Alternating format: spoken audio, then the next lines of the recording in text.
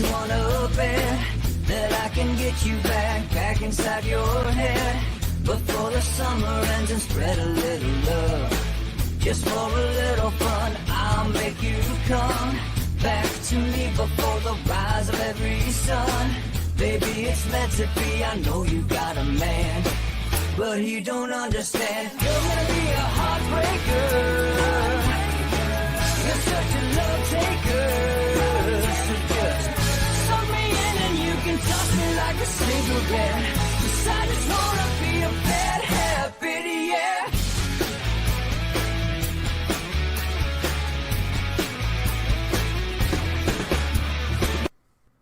Welcome to Inside the Numbers with the People's Pundit. And now here's your host, Rich Barris. And here I am. All right, welcome to Inside the Numbers with the People's Pundit. And I'm your host, Rich Barris. It is Friday. And Rich Barris, the People's Pundit, that is. It is Friday. It is Freewheeling Friday, but we do have a guest today, and we got a lot of polling to go over, so we will try to leave as much room as possible for our Friday, Freewheeling Friday Q&A. All right, but obviously, I want to talk about Nevada. All right, we're going to have Doug Mastriano, the Republican nominee for governor in Pennsylvania. He's going to join us in the next segment. All right, so that leaves this one for Nevada. And frankly, Wisconsin too, but we're not going to go over Wisconsin again. We're just going to kind of tie it all up a little bit. Some of this, do I mind it? Is it annoying a little bit? I mean, it's annoying that the industry is getting like this, but I don't mind at all when something like this happens because, listen, it just adds to the legend. I don't know how else to put it. This is like routine now. We dropped Wisconsin. That was for CD Media. Todd Wood, the guys over at CD Media. You can check out the polls at cdm.press. We get Johnson up by 3. I tell you, it's one of the worst battleground states to poll. It is. We have not had a particularly bad track record there at all. Although I didn't even believe my own poll in Wisconsin in 2016. Laura will tell you.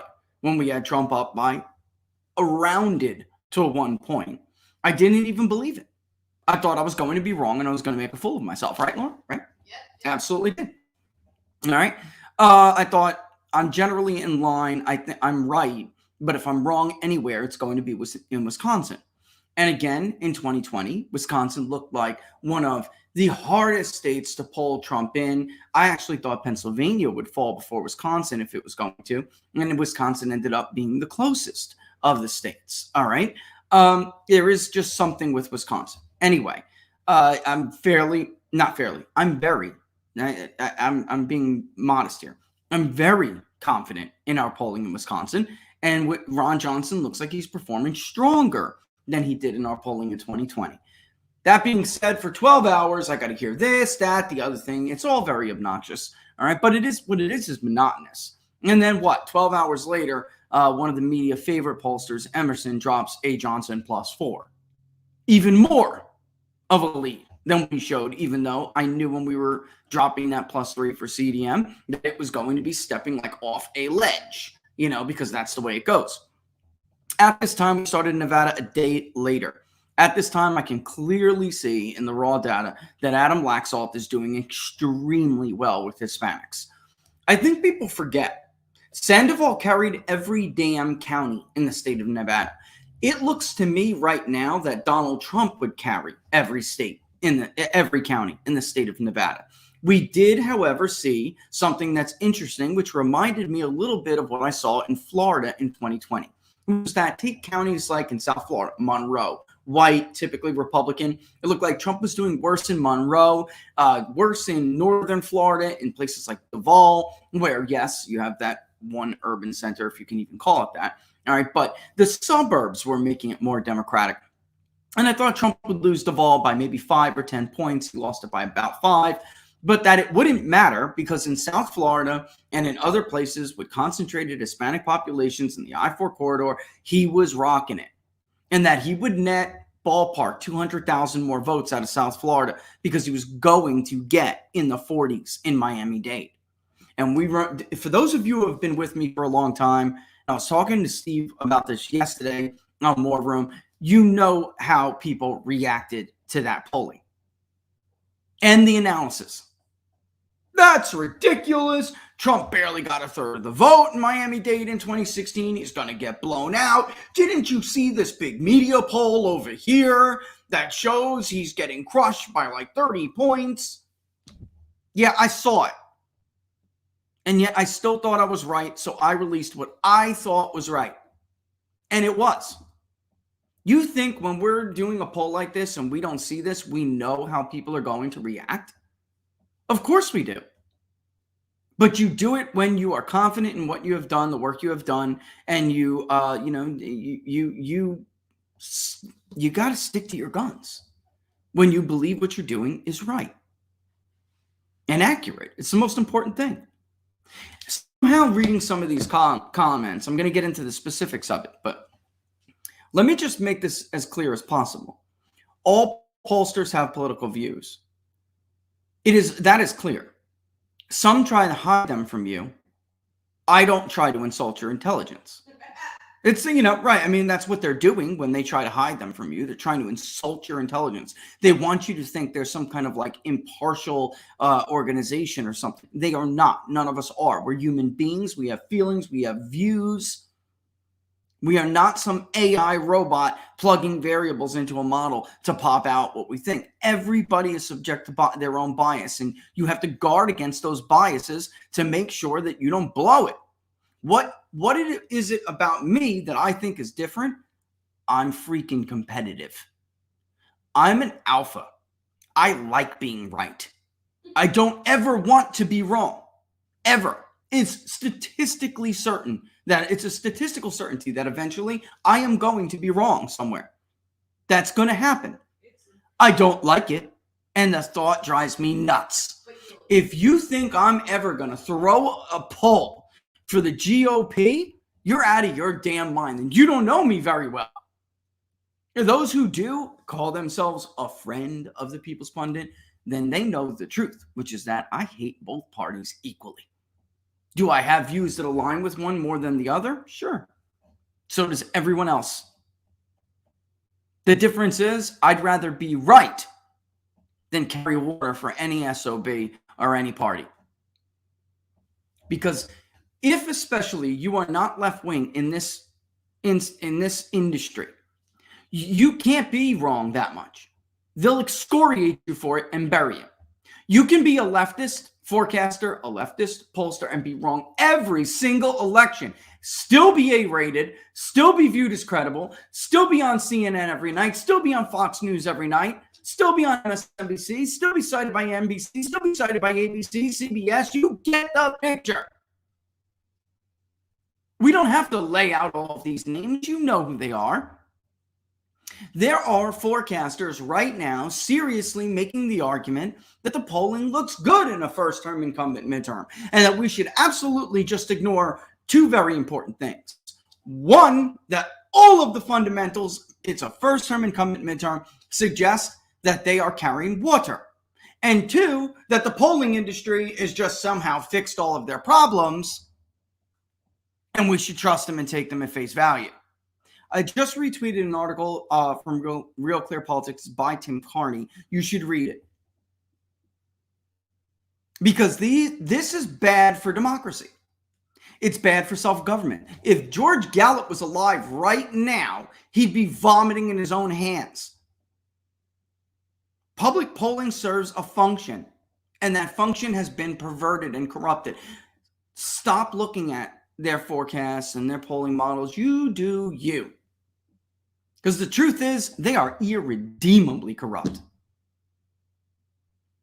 When you have a slew of polling coming out that shows Ron Johnson is doing well now in Wisconsin, that Tony Evers is in deep trouble, you ignore the three polls that you don't like and really publish an article that says the polling is going well for Democrats? Ladies and gentlemen, Cook Politico Report told you in 2020 that Democrats were going to pick up a ballpark 15 seats because the generic ballot was Democrat plus 7. They didn't even win half that, and they lost 15 seats in net. So if you want to continue with this cycle on and on, do you. But I kind of like what happened yesterday. Is it annoying in the beginning? Yes. What happened yesterday is we published a poll in Nevada that locals had already seen, and my locals community was like, oh my God, Rich, get ready, because this is going to be fun. It showed Laxalt doing extremely well with Hispanics, winning independents by 20 points, and yet the white vote was closer, so his lead against Cortez Masto was about 2 points. Let me show you regional participation, and then we'll get into why I think the white vote in the Nevada poll was close, okay? And whether or not I think it really will be, and what does that mean for the overall result, okay? All right, first and foremost, Nevada is scarcely populated. We just published a Nevada voter file analysis, machine learning modeling done by Aristotle and ourselves. All right, it is the Aristotle's the National Voter File Database vendor. I happen to think they are the best vendor in the industry. They are the reason why we have never fallen into the trap of Target Smart and others, because our data is better. So if you are, look, I'm not getting paid to say this. I'm telling you, if you are using someone else, you should seriously consider changing, because then you will have a better grasp on more updated, more less stale information, and their inference modeling is better, which is what I got into it with Target Smart about a couple weeks ago. Tony Bonnier, CEO of Target Smart. I got Virginia right. He painted a bleak picture for Glenn Youngkin and Republicans across the board because of his inference modeling with early voters. He was wrong. McAuliffe only won the early vote in the mail, which was only about 14% of the total early vote. The rest of it, the overwhelming majority of it, was in-person early vote. And Youngkin didn't do that bad at all. He lost it by single digits and then won election day by double. And that is why Glenn Youngkin is now the governor of Virginia. This is, so you can see in the people who follow or a supporter, you have to be a supporter on locals to be able to view those voter models. Look, this stuff costs money. So become a member and check it out. And if you like it, then join, or I would suggest just join, but you can do that first as well. We very much welcome you to the community and hope you enjoy it. All right. It's be nice, be respectful. We have one of the best communities, if not the best community, I think, online in the social space. It's thoughtful. We're not there to pick at each other. We're not there to mock each other, to call each other fake. We're not there to call each other names. We're there for intellectual debate. We're there for personal growth, because we don't want to drink the Kool-Aid. We don't want to shill. We just want to know what the deal is. Anyway, they got the voter analysis modeling. They know what the situation is. You can tell it may look like we're very, very, very urban here. And of course, Nevada is urban. 70% of the vote, even though when we ask people, what area are you in? Are you in a suburban area, rural? A lot of people who are in technically an urban area in Nevada will still tell you they're in a suburban area. They themselves view it as a suburb. All right, so don't be thrown off by our area type in the polling. We're right, where we speak to them. You can obviously see it is very urban. All right, so it is true. It's, some of this is very populated, and you will get Washoe County, which is in the northwest you can see it by Reno, no problem. You'll get Clark County, where Vegas is, southeast, very easy. Some of these other areas, Oak, and Douglas, this stuff is a, how do I put it? It is a not exactly. And you are spoke to people, and darker the color is, the more we spoke to them in that area. Okay, makes sense. And if you saw the map of Nevada, the rooftop, which shows voters by record, where are they? Then none of that would be particularly surprising to you. Okay, all right. So let's move on here. You can see it on locals, and anyone can see this. You do not have to be a supporter. This is a detailed methodology statement. I'd like anybody to tell me another pollster that does this. Emerson, he complies. Spencer Kimball at Emerson polling from Emerson College. They comply with what is called the Transparency Initiative. Not that I'm over there riding APOR, because I think that we need a replacement for APOR. They're not doing their job. They have allowed themselves to basically be, utilized. But I applaud them on what they did, and we over here absolutely try to do at least those standards of disclosure. So about the poll, what is the public polling project? What's the scope of the survey? You have your cross-tabulation results, your methodology and monthly summary, who sponsors the poll, the response maps, which I just showed you, demographic samples, subgroup representations for each, tables for each demographic, sample design. How is the survey designed to be conducted? From the phone component, the online component. All right, when you have mixed mode surveys, particularly, people deserve a little bit more. This explains what the public polling project is, the national one. Then we get into statewide polling. You may have noticed the New York Post after 2020 certainly noticed. All right, so people who never, maybe they're new to our surveys. In the public polling project, we append the state nickname to poll. Okay, so Battleground Poll. So the Silver State is what you call Nevada as their nickname. And so it is the Silver State Battleground Poll. If it was Ohio, it would be the Buckeye State Battleground Poll. If it was Florida, it would be the Sunshine State Battleground Poll, the Old Dominion Battleground Poll. You get it, okay? What is the scope of the survey? Likely voter screens, which included vote history, which we will compare to the voter file record. All right, likelihood to vote, as well as enthusiasm and what their prior vote was in the past for different candidates. We also look at presidential approval ratings, the gubernatorial vote preference, the Senate vote preference, the generic ballot, a 2024 rematch, which if we have time, we'll get into today, and the most important issues. All right, I will just go over this a little bit just because of everything that happened yesterday, and then I'm going to take my damn victory lap. The Silver State Battleground Poll for the Nevada midterm elections was conducted by Big Data Poll and interviewed 751 likely general election midterm voters statewide via peer-to-peer, SMS, and OSP from September 18th to 20th, 2022. By the way, we're going to talk about the Insider Advantage one that dropped a couple hours after ours did. After, I got raked over the coals on social, and we laugh at it. Don't get me wrong, folks. We laugh at it. But it was about 6 hours before the rest of those polls, and from left and right leaning polling outlets began to come out, and we just kind of chuckle at it, but definitely the same duration as the other polls, which is interesting. All right. The overall sampling error is 3.4%, 95% confidence interval. What are we thinking? We're thinking about 800,000 turnout. Okay. It's important to note that sampling errors for subgroups are higher. Results are weighted to represent statewide voter file and Aristotle demographics to include gender, age, race and ethnicity, education, and region. And the goal is to do the lightest weight print out as possible. All right. If you do the design of the survey correctly, then you should not be employing extreme weighting techniques. It should be very simple, light rake weighting techniques. For those who don't know, there are different ways to weight on sometimes when it comes to OSP, which we can talk about. Some people like to do a combination before rake. Maybe they do propensity or something like that. All right. Or modeling. All right. But with the way we designed ours, we're doing it so we don't have to do that if it's not necessary. Why? Because the more you do it, the lower you reduce your weighting efficiency. And the higher the weighting efficiency, the better.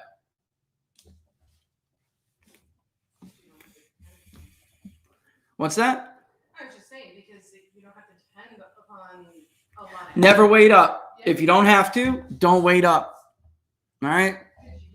You don't want to have to wait up. Speak to enough young people, so when they're 8%, you don't have to wait them up to 12. All right, speak to enough conservatives, so when they're 28%, you don't have to wait up to 38. That's ridiculous, and that will reduce your weighting efficiency, and you will have a larger error whether you think it's going to happen or not.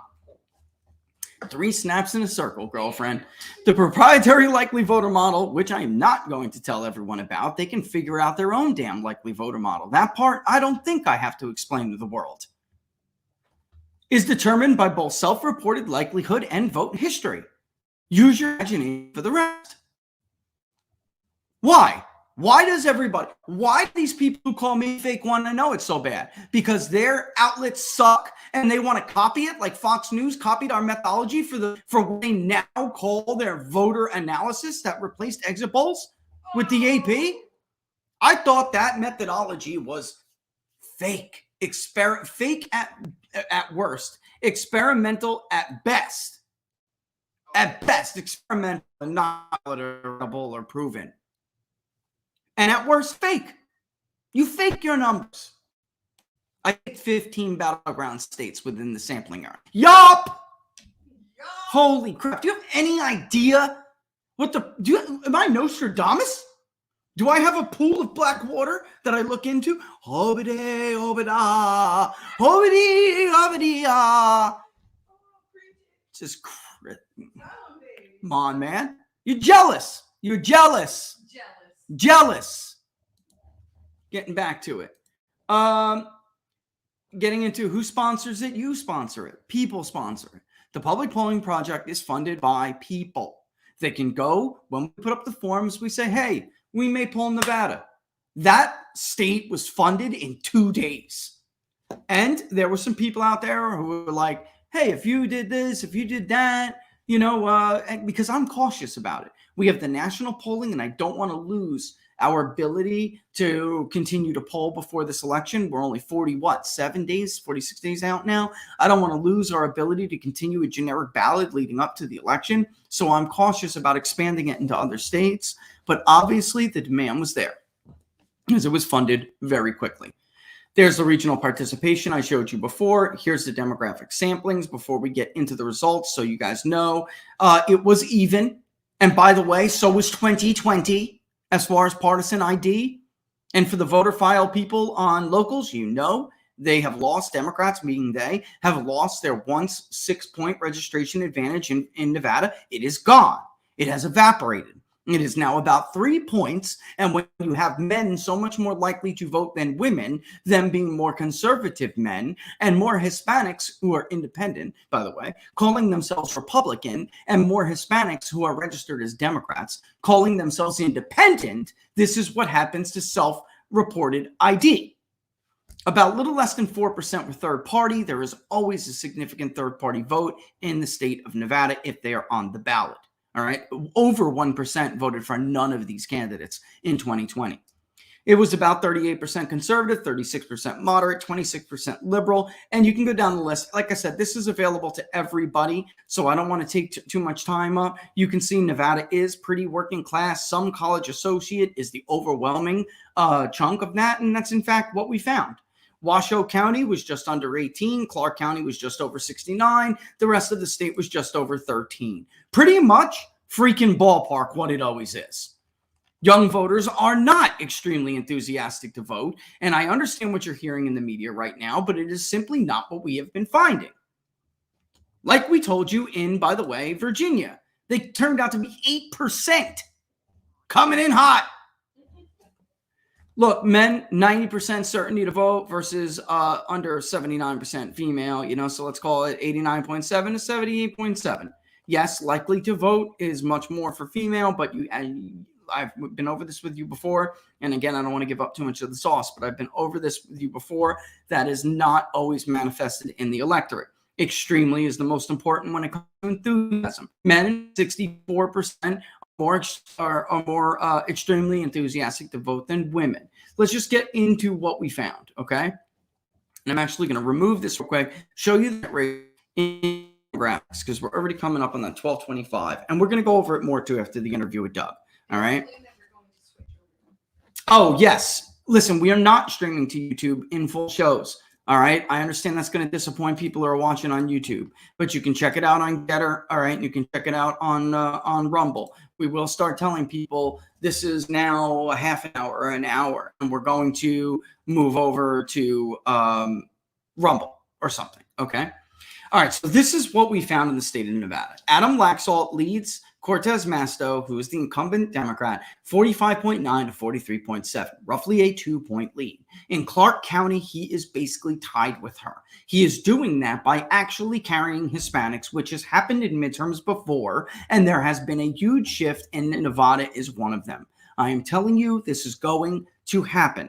49.3 to 40.6. Maybe those undecideds go to Masto. They wound up splitting the difference. I wouldn't be surprised. If you look at region, the lion's share of the undecided in Washoe could very well go to Laxalt, and the undecided in Clark could very well go to Cortez Masto. We went over all of this because she's not going to get much more in rural Nevada. It's very conservative. So he's going to take the rest of that as well. Even if that all shakes out, guess what it comes to? Laxalt +2. In the end, it wouldn't matter. Why do I think the white vote, before Doug comes on, why do I think the white vote is so close? Because you can see whites are very close in this poll, which Data for Progress, same exact margin with independents. They also are showing a similar dynamic. Insider Advantage, very similar dynamic. Actually have Laxalt carrying Hispanics by a larger margin than we do. Independents by a larger margin.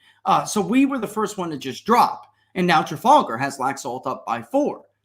We were the first ones to drop. But, you know, when you are the first to drop a bombshell, you always get, you know, the criticism in full force, which is fine.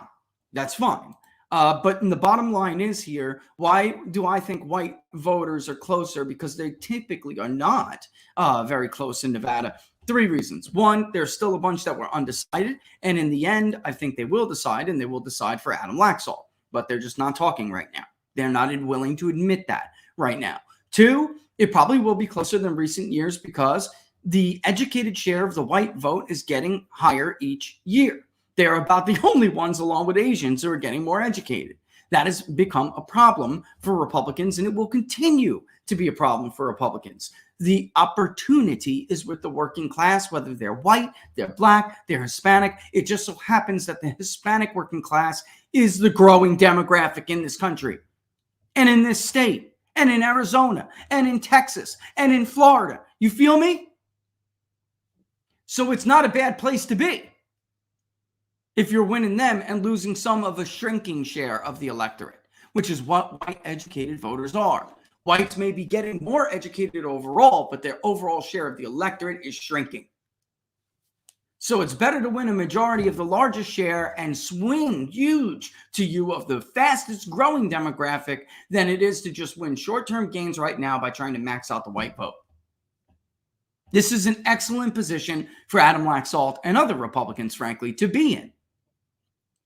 Third, I think that the white vote is so close because Republicans, which I'm going to talk to my guest about, Republicans don't want to talk right now.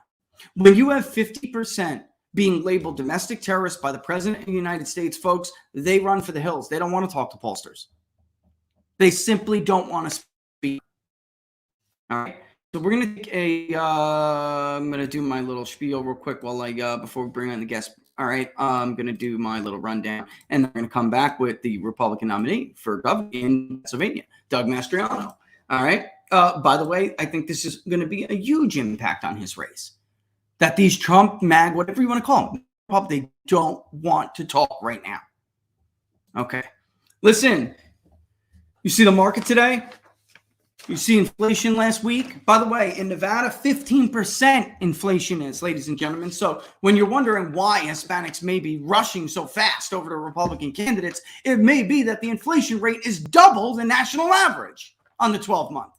And food shortages could be coming even in the U.S. Experts wrote this as recently as July. Nothing has changed. Drought, inflation, and yes, government policies are pushing America's food supply near its breaking point.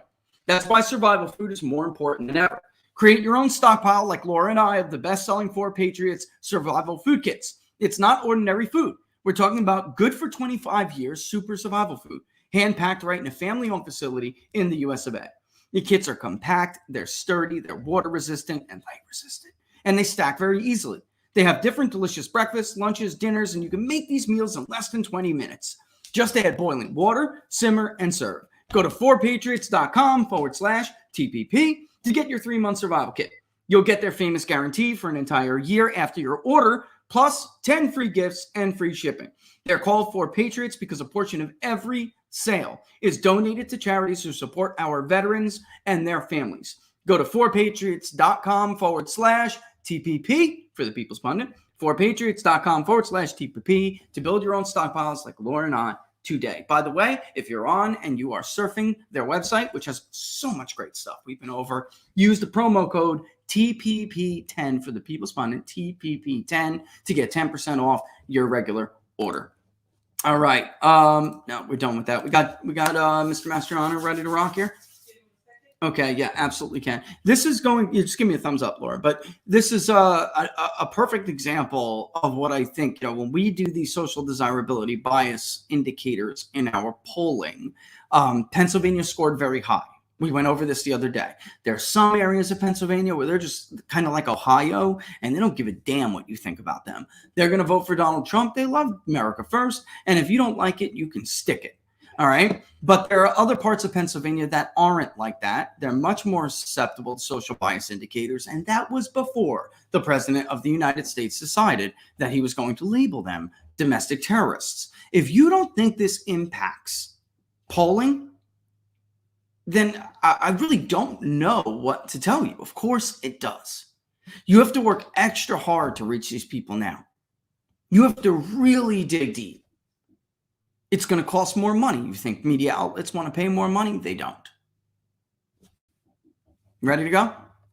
And that's why, there was a poll out the other day, which had like a 6% sampling error. Folks, I would never release a 6% sampling error, ever. All right. So with that in mind, I'm going to bring on my guest, and I'm so glad to have him here. I really am. I'll tell you what, the Republican governor, ladies and gentlemen, Doug Mastriano. Doug, thanks so much for joining us. I really appreciate the time. No, I'm just enthralled and thrilled that I'm on, and thank you for your hard work and really making a lot of sense at what these polls mean in this dynamic environment. Because you're right, that one poll that came out a couple days ago, I looked at the data, 405 people sampled, 6% error. I'm like, are you kidding me? And who were these people that you called? We don't know. So. I just don't get this, Doug. I would never release something like that. Never. So I don't understand after this many cycles of Pennsylvania, we went over this on the show last week. It has one of the highest error rates over the last to four, really, if you include Pat Toomey. He was up very early. Then they had him getting killed. 13 points, 11 points. He, like Ron Johnson in Wisconsin, they were going down, right? I mean, it wasn't even close. And then, of course, both of those gentlemen went on to win those races, and, they were called that night, won them pretty easily. But I really want to ask is you're just not going to, I think we're not going to see these people in the media and university polls. I want to ask you, because we did poll Pennsylvania. We had you tied with Shapiro. I wanted to see just kind of get an idea whether it lines up. What would you say are the number one issues that you hear from voters when you're out in Pennsylvania, when you're out shaking hands? It does vary a bit based off the region, but so I'll encapsulate the top three or so. So obviously, crime/law and order is amongst the most important. School choice is constantly up there. Election integrity is still up there as well. Conventional wisdom, like, hey, stay away from that. That's controversial. People, Republicans especially, want to know their vote counts. And obviously, inflation and the business climate is within that top three category. I listed four things there, but it just depends where I am in the state. But law and order/crime, and then the inflation/business climate right now. How to live in Pennsylvania today, it's really hard. Yeah, I'll tell you, I know people in southeastern Pennsylvania, right? Montgomery. I noticed you're not shying away from at all. I watch where your campaign goes. I would say a traditional Republican candidate is going to try to max out the conservative vote in the Central T. You've really been everywhere, and I think that's smart to do, by the way. But I guess what do you, when you're going around? Shapiro has been talking about abortion. All Democrats are doing that. They really, in the first term and midterm, don't have another strategy but to try to distract people from the core issues that they care about. They win the abortion voter, but in Pennsylvania, the other three issues that we found were cost of living, and inflation, the economy, And then actually, and I was a little bit surprised by gun rights, immigration was another one. They were all roughly in that ballpark. I guess my question to you is, what do you think Shapiro would do if he was elected? We all know what politicians say on the campaign trail. What would Pennsylvania look like if your opponent Josh Shapiro was elected governor? And I'm going to back up anything I say with facts. And so I believe we'll look like California and New York. Why do I say that? Josh Shapiro is against protecting female athletes from being dominated from men. I'm a senator. We passed a bill out of the House and Senate to protect female athletes from being dominated by biological men. Follow the science. I've been elected for 2 years now. And Josh Shapiro cheered when Governor Wolf vetoed that bill.